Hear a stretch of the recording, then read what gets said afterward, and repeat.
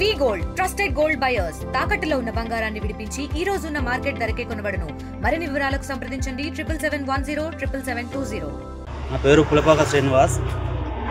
నేను గత 11 సంవత్సరాల నుంచి కాంగ్రెస్ కోసం సైదాపురం నుండి బీఆర్ఎస్ పార్టీ అధికారంలో ఉండగా, రాష్ట్రంలో కూడా కేసీఆర్ సీఎం ఉండగా కూడా నేను కాంగ్రెస్ కోసం కష్టపడ ఐలన్న మీద అభిమానంతో, కాంగ్రెస్ మీద అభిమానంతో కాంగ్రెస్లోకి పోయి ఆయన ఎమ్మెల్యే అయ్యేంత వరకు నేను కష్టపడుతూ వచ్చిన.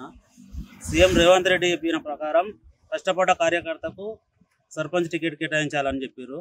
మా సైదాపురం గ్రామంలో మాత్రం కష్టపడ్డ కార్యకర్తను మర్చిపోయి ఎవరో వాళ్ళకు నచ్చిన మనిషికి, మేము చెప్తే ఇంటారు అన్న మనిషికి మాత్రమే టికెట్ కేటాయించారు. దాని గురించి సైదాపురం గ్రామం నుంచి నా ప్రజలకు కోరుకుంటున్నా. నేను రెబల్గా పోటీ చేస్తున్నా.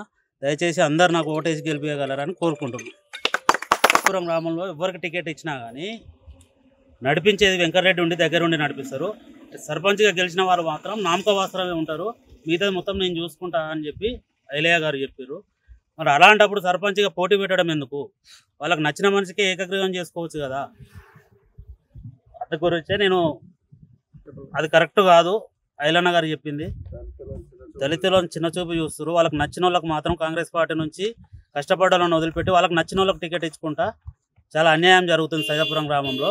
అందుకే నాకు పార్టీకి అతీతంగా టీఆర్ఎస్, బీఆర్ఎస్ ప్లస్ బీజేపీ నుంచి కూడా సపోర్ట్ ఇచ్చినా కానీ నాకు టికెట్ కేటాయించలేదు. అందుకే వాళ్ళ సపోర్ట్ తోటి నేను రెబల్గా పోటీ చేస్తున్నాను. చరిత్ర సృష్టించినోడు